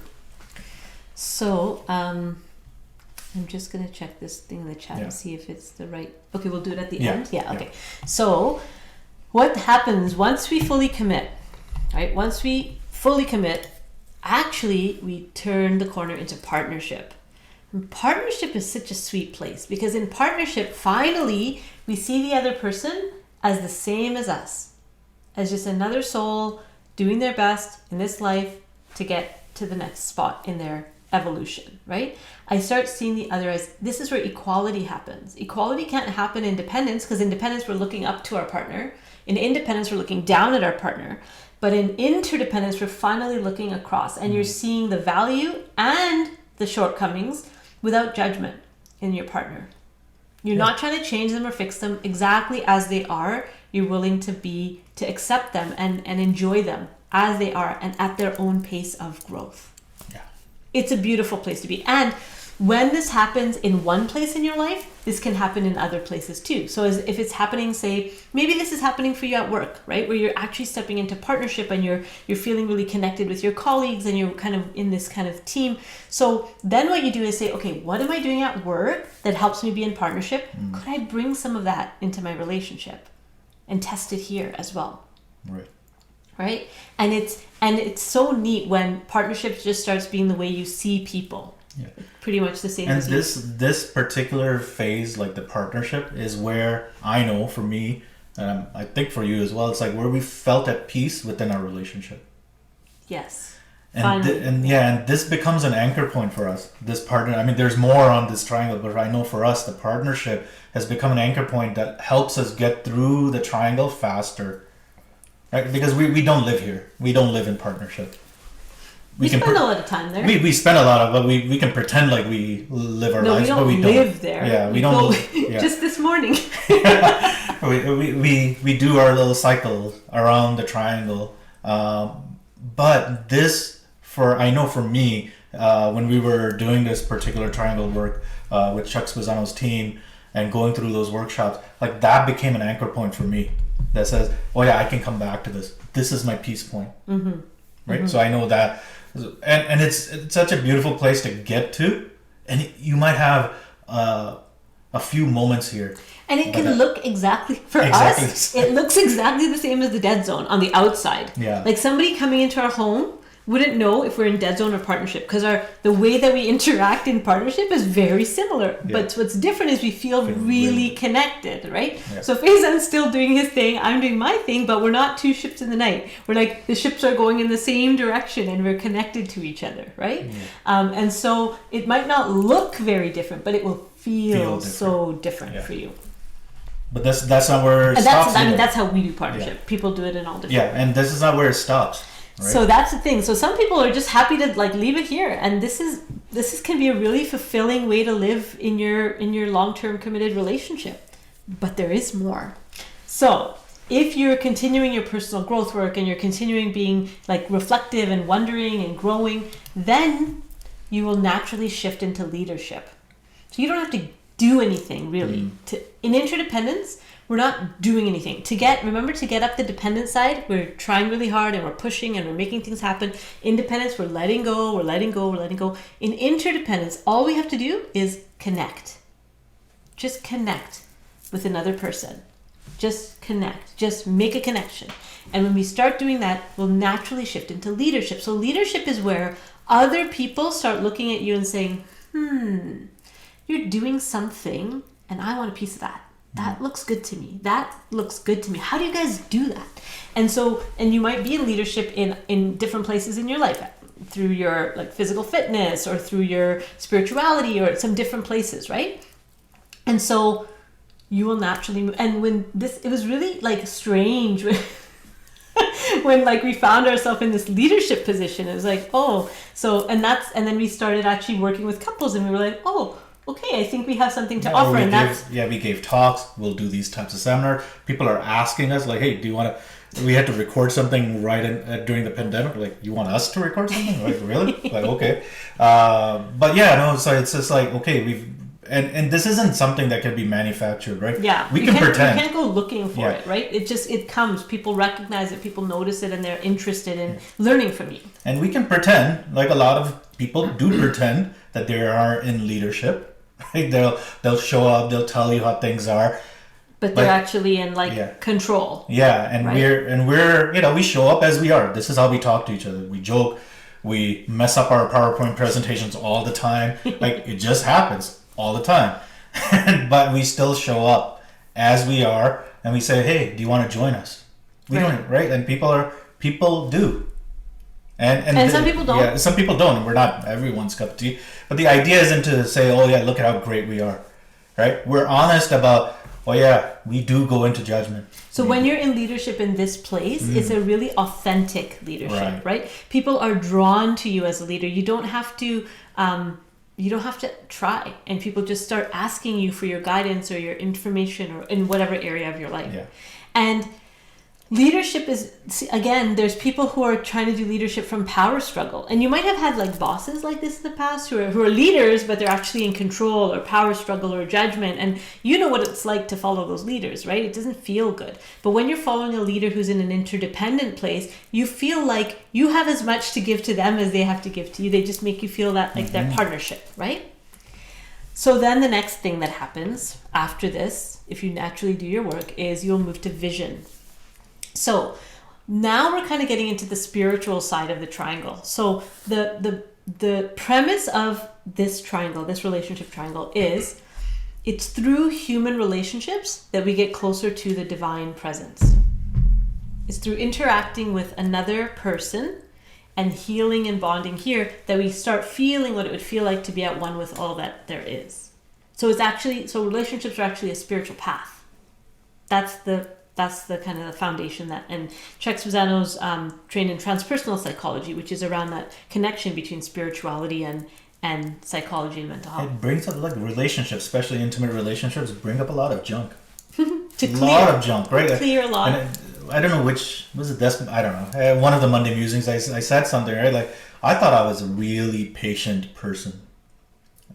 Wasn't really, but like, you know, I thought of myself as that. You identified as that. Yeah, and then got into a relationship, and then we had kids. It's like, oh, I have zero patience. I'm such an impatient person, with tendencies towards addiction. Really, right? Like control and addiction, but it's been a hard journey to kind of get to that awareness, right? And I credit the being in a relationship, becoming a father. At least that's for me, right? And it's not for everybody, but like, that helped me, like, oh, I was able to bring that, and it showed up. And now part of the spiritual journey is to look at that and say, oh, is that how I identified? Right? And, oh, there are these dark places within me that I need to look at as well. So in vision, what you're doing is you're stepping back and you're kind of getting, like, you're seeing the bigger picture. So we're saying, you know what, my family is okay. Like, everything in my little universe is pretty good. But what about the people down the street? And what about the people in that community? And what about the people in that country? And what about the people with this particular challenge or problem? And suddenly you start seeing that you can help and you can support, have a better, it's not just about your own personal happiness anymore. Now you're getting a vision about how you might have impact on a larger scale. And you can imagine it could just be one person doing the work in the world, but can you imagine if that foundation wasn't there, the anchor wasn't there in the relationship, if the relationship felt wobbly, it would be difficult to do that work. It is. Right? It is, right? Because you can't bring it back and you can't use the relationship to kind of... And what's neat is when... And we've seen... I wouldn't say necessarily it's us, but I've seen couples that we look up to and that are our mentors who are in that vision place, right? Who kind of like... They're just doing big work, like Chuck and Lindsay Spezzano, for example, right? They've seen the vision, and I would say they're maybe even in another place than that, but they're doing big work. And it's not just about my personal happiness anymore. It's about the world, and it's about how can I be of service in the world. And sometimes that service isn't that, like, it's out there. It could be, no, it could be in your own neighborhood. It can be but it's about more than just you and your family and your community. It's about the global, right? And so that's where Chuck talks about we're starting to live our soul purpose. Like we're starting to actually do the work that we came to do. And he says that we all came to do the same work, which is help each other. That's why we came here, right? Now, what that looks like, the logistics, that's all individual and that's based on your gifts and talents, but we all came here to help. That's why we're here. And so that's in vision, we start getting in touch with that kind of thing. And so again, you could be in vision in your career, right? Or in some other area of your life where you're actually starting to be in that role where it's not just about you and your people, you're starting to do bigger things, and the vision is coming through. And I'll just say, like, the vision piece it doesn't have to be out in the world, right? Like our neighbors, our new neighbors here, right? Like the way they interact with each other and with us, like, it's like, wow, like, they're just comfortable being themselves. And so by being themselves, they're just helping us. Without even knowing they're doing it. Yeah, because we're questioning, right? Like, is this the right, like, we don't see the world. Like, we made this move to the small place, middle of nowhere, where, you know, it's like, we just did it. right? And a lot of our friends don't think this way. So it's been difficult to say, okay, are we doing the right things? And they're just showing us it's okay to be you. It's Right. okay to be different, and it's okay to be And so they're like comfortable. impacting many, many, many people and not even doing that on purpose, Yeah. right? It's just kind of how they're living their life. So that's vision. So after vision comes mastery. And so have you ever met those people who they just show up and like everything good seems to happen for them? Like they're not even really trying, but just good thing after good thing after good thing. And they're just living the life they always wanted. And it's really, they're real and they're nice too. That's mastery. So when we talk about things like the law of attraction or things like that, they're talking about mastery. But some of us are trying to manifest from a place of judgment or hurt or power struggle, right? We're trying to create a life we want, but we're fighting with our partner. Again, when we get to mastery, it's like we've kind of figured out how to do this life. And mastery is also where you're accepting things as they come, right? Yes, I want $1 million. I got 10. Okay. Right? Being okay with it. Yeah. And it just being okay and moving forward. Now, this whole, like the bottom of the triangle, it actually comes at a price of these spiritual struggles. Yes. Right? So, which, again, So things like, for people who have worked with me, like the ocean of despair, Yeah. right? So it's not just your despair you're feeling every single soul that's ever lived and has your problem. and we don't want to be okay. We don't want to live there. So then we're like, okay, this isn't place for us, right? Because we don't want to feel a lot of those things because our relationship is okay, our life is okay. This whole bottom of the triangle is now actually moving from I'm okay, you're okay, kind of on the edge, to this we're okay. And this we're okay is not just Saira and me, right? It involves the family, it involves everybody. And a lot of us, like, I know I still struggle with it. It's like, because all of these tests, I mean, they're not, like physical tests, but like these things come up where we have to question our own authenticity, our own integrity. Sometimes we have to look at all of these things. Yeah. And we have to look at the world, like what's going on in the world right now. We have to look at that despair and say, where's that in me? Like there's Where's the wars war happening. in Yeah. me? Yeah, there's wars happening, and I'm sitting here talking about love relationships while people are dying. Like it's tough. It's tough. It's tough to look at that and be okay to say, I can be me, and I can feel that. I can feel that pain and still show up. So that's mastery. There's some questions. Do you want to just finish? I'm just going to finish that. So Yeah. there's a whole other journey inside the triangle, which we haven't really learned much about yet, because we've kind of been doing this piece. But again, that internal line there, I don't think I put it on the slide, but it's called, what Chuck calls it, radical dependence. No, I think it's there. Is it? Yeah. It's I don't think I turn of wrote faith. it. Oh yeah. So around this corner we need faith, because in mastery you feel like you're God. Like you can have anything you want, you can do anything you want, everybody loves you. And so it can feel like it's just all me. But when we're willing to have faith in something greater than ourselves, then we turn the corner. And again, people can live in mastery and have a great life. They don't need to do anything more than that. They can live in partnership and have a great life, right? So when we turn the corner and we actually have faith in something bigger than ourselves, then we're moving now to oneness with all. And this inside part of the triangle, there's steps in there, but that's not really our focus for this workshop, and we haven't really studied that. But we wanted to just kind of complete, and then we'll take questions. Yeah. Okay. So there's a couple questions coming in. Okay. I'm just gonna leave this up for 30 seconds. So if you need to take any notes, Sure. Yeah. and then these are great questions. Okay. So there's one question that has around the dead zone. I think it's kind of that corner. So the question is, I struggle moving forward with my partner and fully trust her because there has been an affair in the past. I feel like I need to control the situation so it doesn't happen again. I'll say I don't have that experience. So whatever we're going to...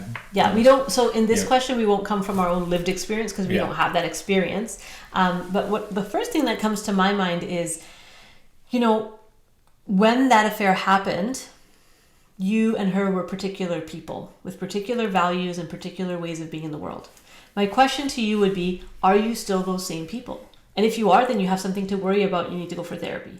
But if things have evolved and you're no longer those people, then you're living, Louise Hay, she's this author, she does amazing work. She says, you're looking in yesterday's garbage to make tonight's dinner.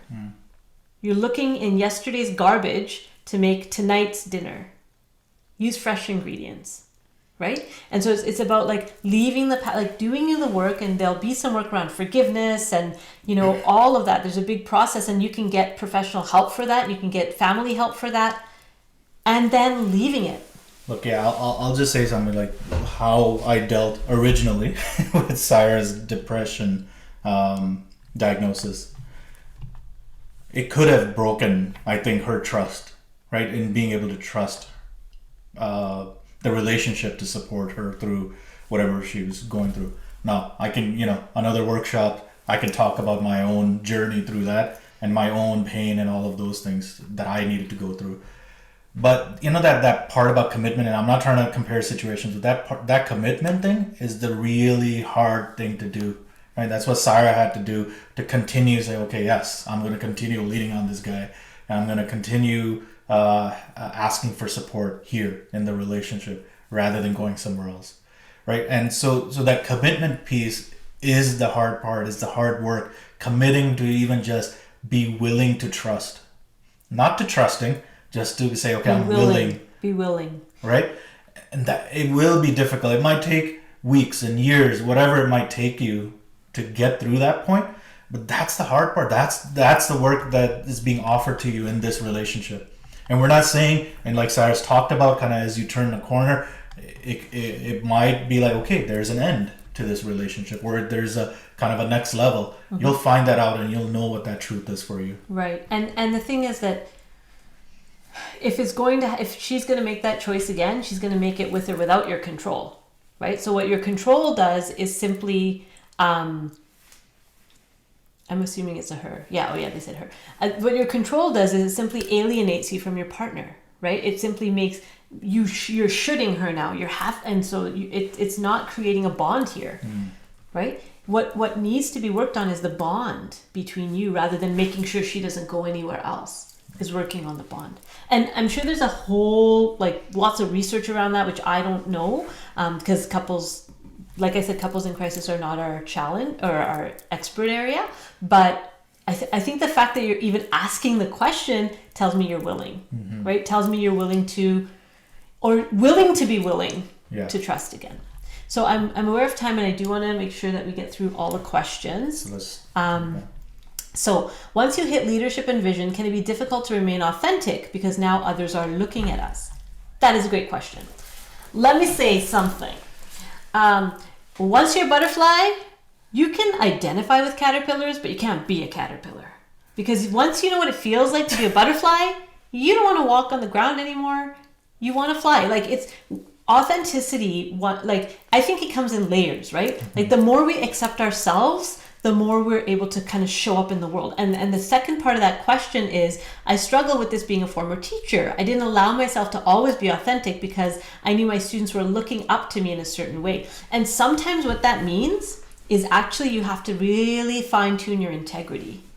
That if people are looking at me, can I live a life that's worth looking? Like, I know when I became a therapist, one of the things we had to do was really make a commitment to being ethical and moral people. And because if you're posting something on Facebook and that's your life, and then your clients are like, oh, that's what she does in her personal life, like, it doesn't align, right? So in this profession, we have to be we have to live very ethically and very kind of morally, according to my moral compass. I have to live that way if I want to be in this profession.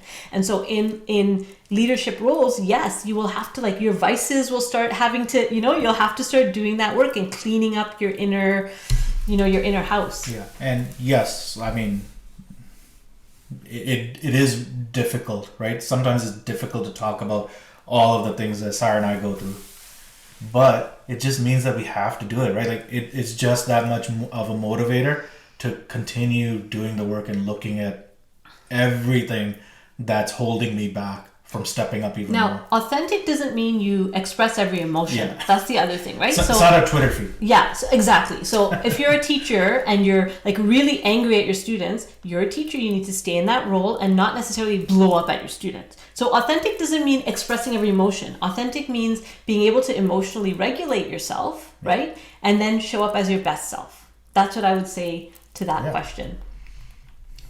Okay. Oh my goodness, so many questions. Okay, can't mastery also be our perception of what we see? It might seem that someone might be in mastery coming from the perspective of leadership and looking at others. In my experience, people who are in mastery, like you just feel it. You don't have to wonder, like, are they in mastery? You're like, oh yeah, that person, because it's a kind of a vibe that they give off.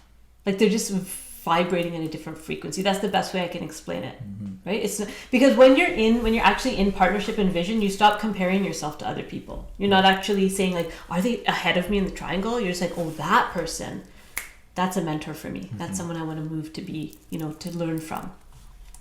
Can we do a fast hand journey? Can we do just a step? Okay, can you rewrite that, because I don't get the question. Nasreen, if you can rewrite your question, I think there's a typo and it's like throwing me off. Okay, so Mobina, is it true if you walk away, you will come across another partner in your life that after a while will bring up the same worries? Well, that's what often happens in the dead zone. So if we leave and we don't actually resolve the relationship, if we don't commit and move through either to partnership in different, separated, or partnership together, then yes, you'll just recreate the story and you'll get to a point in the next relationship where you're also in the dead zone, because every relationship goes there. You're still trying to fill that hole, right? So let's leave that question for Oneness, and then let's just kind of move the slide. I know we're not sharing it. Okay. Just talk about the couples group. And this is going to be recorded and on YouTube. So if you want to like pause and rewind and look again, you can. We're going to send everybody who registered. We'll get the YouTube link, and then you'll be able to come back and watch it again. Okay. So what are we doing now? Oh, the next slide. Just share the screen. Okay. So we want to shift gears now. So question about where to get the info for steps to oneness.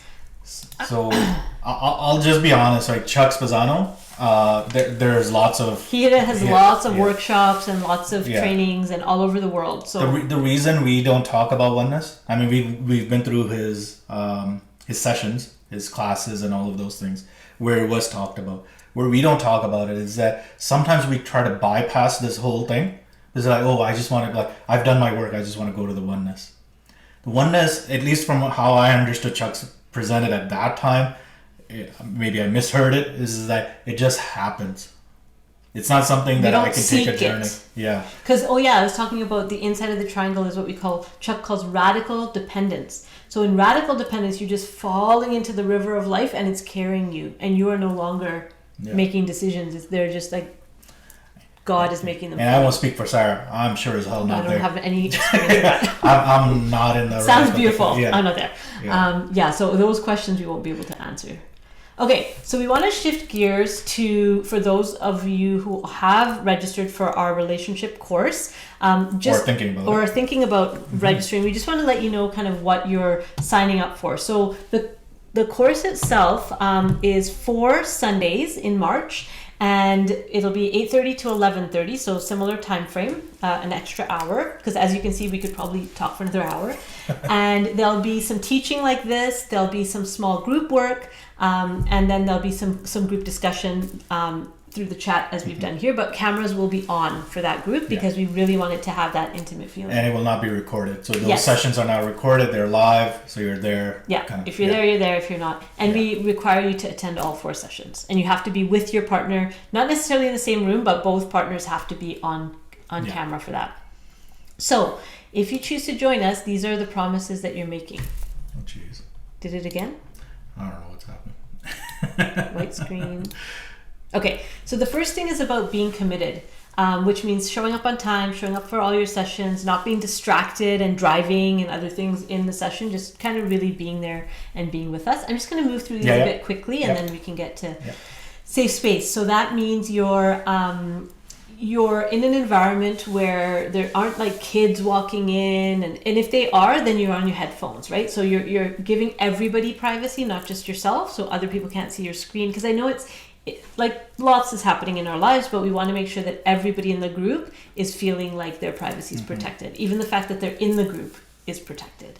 So, and the other part about safe space is around judgments, right? So as other people are speaking, the way we speak to each other, to make sure that we're coming from a place of curiosity and inquiry rather than from a place of, I know how to do it and you're wrong about that. Just because it makes it easier to learn when we're coming from that place of curiosity. Confidentiality, we take this very, very, very seriously because we are going to be sharing personal stories, and other people we're open book, but we want to protect our participants' stories.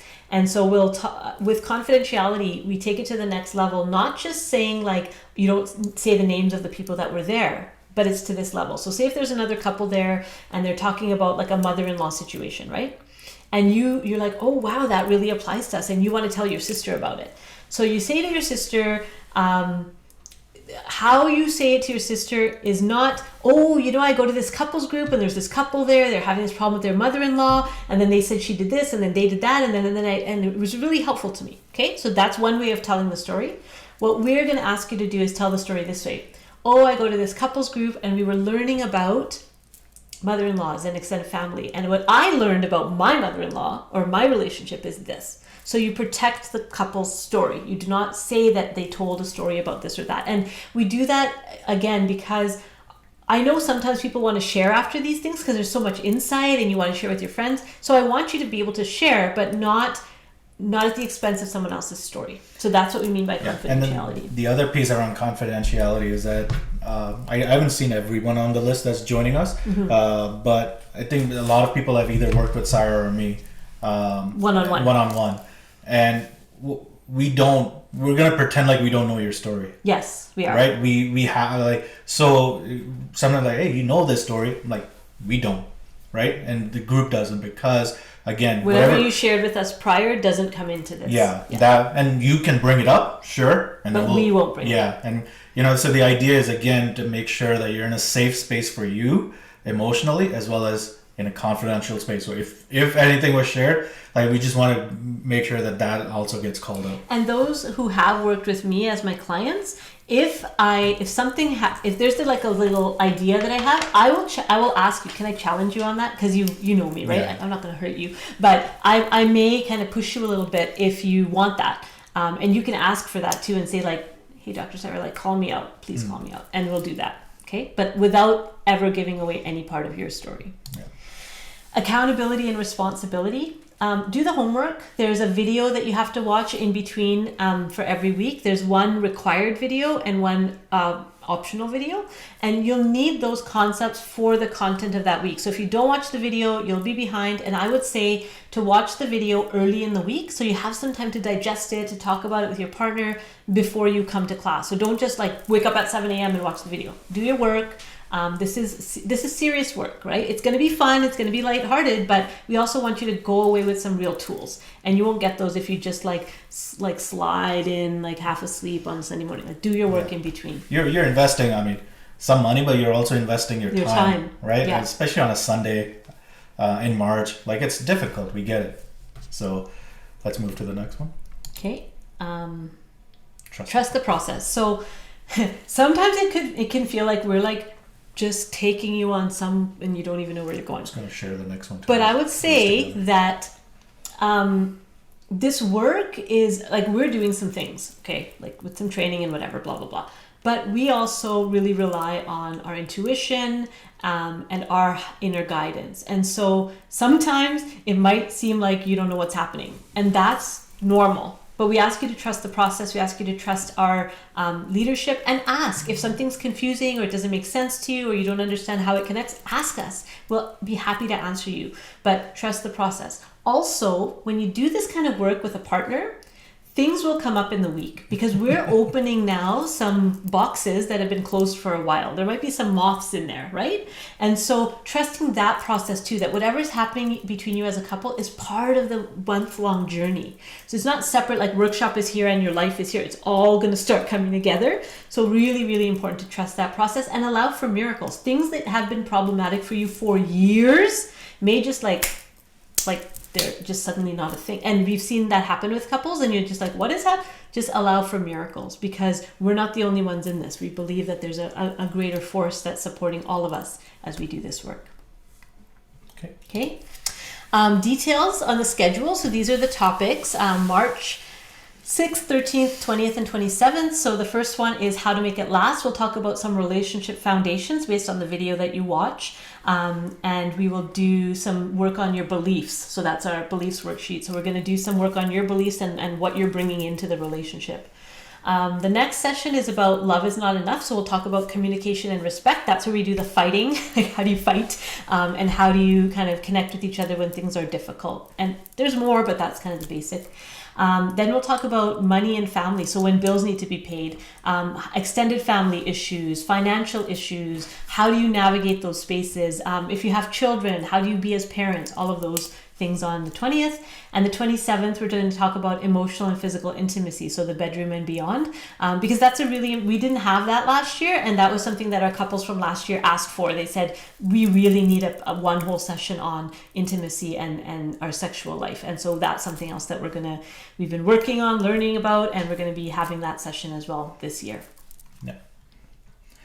I'll just quickly, before I know there's some questions, I want to point out a couple of biases that we have. One, we've already shared that we believe relationships are part of a kind of like a spiritual journey, right? That gets us closer to divine. So that's a bias that we're kind of coming towards. Now, whatever labels you want to put on the divine, you believe in God or not, doesn't matter. It's that it's part of like connecting to this higher purpose.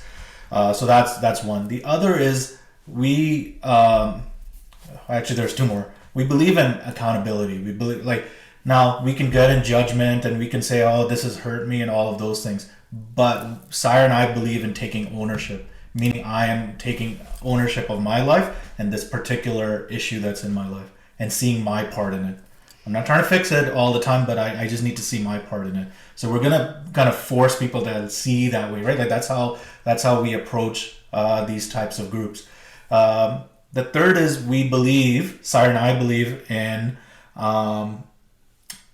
that it is possible to have a long-term monogamous relationship. Yeah, so monogamy is also one of our biases. So if you're in a polyamorous relationship, we don't really know much about that space. Yeah. So this might not be the best group for you for that. Yeah. But all genders are invited, as long as it's two people in a relationship, we're able to support you. But we do want to make sure that bias is understood. We're not, we're not promoting that you stay in a relationship if there's abuse. Right? That's not the commitment. Commitment is, okay, if you're not in trouble, right? Like your house isn't burning down, you're okay, then you can come but we're about making sure that your relationship can last. Right. This isn't maybe divorce can happen. And a lot of us have grown up, maybe some of us have grown up in these possibly like a divorced household. And that's okay that you've experienced it. It's just that we believe there's always a way through. There's always a way through, yeah. Right? So that's our bias. So if you don't buy that, then that's okay. Then just skip it. Don't come. Yeah. But if that's one of your values as well, then we're happy to. So let's just do respect other people's time. Let's just kind of look at the last question. To just say as well, the abuse thing. So if you are in a violent relationship or an abusive relationship, we highly recommend you seek support for that. I have counselors who can help you with that, but this isn't the workshop for you. Yeah. Okay. Did it work? Okay, so that's it. So if you want to register, you would visit dragonflywellnesscenter.ca. I know there's a couple of comments that we'll get to. And I want to let you know there's very few spaces left because we're almost full. But we did want to give people one last chance to register if you've liked what you learned today, and you can join us for the 4 weeks. I know there's a question because it's over the spring break. And I guarantee you it'll be like this where we're going to fumble with technology. Yeah. And that's just how it's going to be. Okay, so 2 questions I want to answer. One is, can we attend without a partner? To learn how to be better? No, because this is for partnership. This is for you and your partner to get better with each other. It's specifically for that, this workshop. There might be others in the future that are different, but this one is for people in a relationship currently, long-term, stable, committed. One of the things that we're trying to do with this group is, again, build a sense of community, because sometimes we feel alone that we're in this relationship. We feel like we're struggling alone, like we're the only ones that are going through this. And we've been through it, but just connecting with somebody else and just talking it through, like, helps us get through. So we want to make sure that this is really for couples. Yeah. And one thing we didn't share was price. We kept it very simple. It's 97 Canadian dollars for the couples. So just 97 per couple plus GST. For 4 weeks. Yeah, plus GST. So it'll be 101 something Canadian. Yeah, so we've really wanted to make it accessible, and if that's not accessible to you, talk to us. Yeah. Don't worry about the money part. Yeah. We have Sundays in March with the March break is a killer for us. We totally have enjoyed this session and wish to attend, but we will be away for the 2 weeks in March break. Would you consider offering this later in the year? So Saira and I just decide once in a while we're going to do something. That's how we do it. So we do it once a year. This is right now, this is a once a year thing. So you'd have to wait till 2023 for the next one, and it might be in March. It's just kind of like where our schedules land, and it worked for us. So a lot of, but like even this workshop, even last year, like, oh yeah, we should do it, and we just did it. Yeah. But we will offer it again, and maybe in March. Sorry, but we just have to do it when it works for our schedule. Yeah. And so that's everything. So we have a couple minutes left, so we'll open it up for questions if you have any. But you can stay connected with us on Monday Musings. If you go to the website. Do you want to say what that's about? Yeah, so Monday Musings is just our way. I think it starts at 5:30 Pacific time. It's for an hour. Saira and I kind of come on. It's basically this, where you can come on, ask your questions. We have certain topics. March topic is around romantic relationships. All through March, every Monday, we're going to be talking about romantic relationships. Some of the content, no, it won't. I don't know if it will be, but I mean, some of the ideas will be there. It won't be a formal class like our couples group is, but you'll get threads. So if you aren't able to make it to the couples group, but you love what we're doing here, join us on a Monday, 5:30 Pacific. It's for 1 hour. Fees for the session is $97 plus GST per couple for the whole program. Weeks. Yeah, for the whole 4 weeks. Yeah, and again, like we said, if finances is an issue, just let us know. We'll figure something out. Yeah, great. Don't know. Do you have any other questions there? So we'll just leave you on for maybe a minute somebody's or two. Saying we're amazing. I think somebody's saying I'm amazing. You're just no. Thank you. I ride Saira's coattails all the time. Will there be applicable to relationships that are long distance? Absolutely. Yes, we already have some couples signed up who are long distance. So yes, even if you're not in the same physical space, we're going to set up your exercises a slightly different way, but that you can still do your exercises, but not, Yes, it's possible. Okay. Awesome. I don't know. We'll see. See if there's any questions. We hope there's a few people that sign up, but if not, I know there are certain people, a lot of people that are signed up. It's like almost full, so so we'll see you next week. Yeah. Yeah. And those who have signed up and are ready, please go in, log in to your. So whoever registered will have the login information. Email me if you can't find it. We'll figure it out. Log in and watch the videos that are there in the So you have to watch 2 sets of videos this week. The orientation videos. So that's already in there. Like, you should have watched that before today, but whatever. It's like 7 minutes. The orientation videos plus week 1. So watch week 1's videos before you come to class. It's really important. Make sure you watch those videos before you come. And they're short. They're like 7 to 12 minutes. And you can do it right now. Yeah. And we'll stop the recording soon, and we'll post this recording on for anybody. If you want to forward it to somebody, please feel free to. We'll email you once it's available. So some of us are coming from you might know people there, right? There might be another couple that's there that you know, or that you kind of know from a distance, and that can be awkward sometimes because it's like, oh, do I want to share? And what I've found is that the people who come to our groups are a different flavor of people. They're here to learn, they're here to grow, they're here to help each other. And so, what you might get out in the real world of people judging you and looking down on you, doesn't happen in our groups because of who selects to come in. The people who select to come in are already doing their own work. They're already kind of aware of their biases. That's who they are. And so I would say to open your mind to a completely different kind of experience than you've had, where there isn't that judgment and that like assumptions that happen, because those people just don't seem to show up. Yeah, and for us, it's also us, like, we've given up on that, on that part by being open, but we know it's difficult. We understand it, right?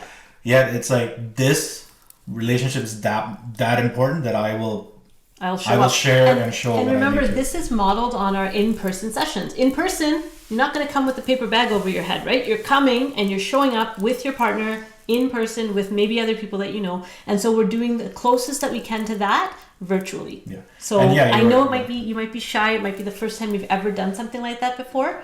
But if you come to for the ladies on the call, Chai and Chat is another place that you can come if you want support and you're single.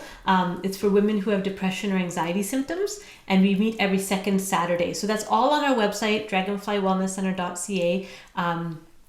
But yeah, it's not going to be anonymous. It's going to be hands-on. And for women who have joined my Women on Wednesdays, like we all turn on our cameras, like all 100 people turn on their cameras, and we are in a room together. So gather the courage and the confidence if you're thinking about it. And you got to let us know by Friday. Yeah. By Friday of this week, I think, is the latest. Yeah, we'll take the registration page down. Or if the spots are full, then sorry. As soon as the spots are full, we're going to close registration because there's I'm not saying a number, but there's not that many. Really? Awesome. All right. I'm going to stop okay, the recording. we're gonna keep this part on the recording. This last part. Yeah, we made my sister made a little commercial, so we're gonna play that as people are leaving the meeting. So we'll do that now. Goodness. We'll see you next Sunday for those who are joining us, and for those who just came to say hello. Thanks for being here, and enjoy our little outro.